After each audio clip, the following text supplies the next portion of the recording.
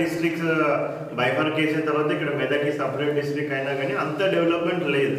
So ఏ place అయినా కానీ development కావాలంటే ఒకటి మనకి ఎడ్యుకేషన్ బాగా ఉండాలి, అక్కడ హెల్త్ ఫెసిలిటీస్ బాగా ఉండాలి. ఎడ్యుకేషన్ ఫెసిలిటీస్ బాగా ఉన్నాయి, హెల్త్ ఫెసిలిటీస్ బాగుంటే నార్మల్గా డిస్ట్రిక్ట్ ఆఫీసర్స్ కానీ అదర్ ఆఫీసర్స్ కానీ స్టాఫ్ కానీ వాళ్ళు అక్కడ స్టే చేస్తారు, వేరే ప్లేసెస్లో ఉంటారు, అక్కడ స్టే చేస్తారు. సో దట్ ఇమీడియట్గా వాళ్ళ చిల్డ్రన్ ఎడ్యుకేషన్కి ఒక మంచి ఎడ్యుకేషన్ ఇన్స్టిట్యూషన్స్ ఉండాలి. సో అదేవిధంగా ఏదైనా ఎమర్జెన్సీ అయినప్పుడు వాళ్ళకి మంచి హాస్పిటల్స్ అవైలబుల్ ఉండాలి. ఈ రెండు ఉంటే ఆటోమేటిక్గా ఆ ప్లేస్ కంపల్సరీగా డెవలప్ అవుతుంది. మనం నోటిఫికేషన్ ఇస్తే ఆ 1 lakh అడిషనల్ లిస్ట్ కూడా ఎవరు రాలేదు.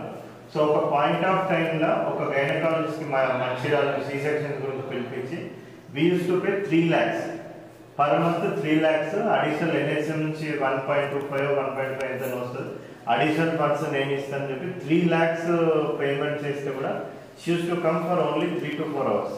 సో మంచిర్యాల నుంచి 3 to 4 hours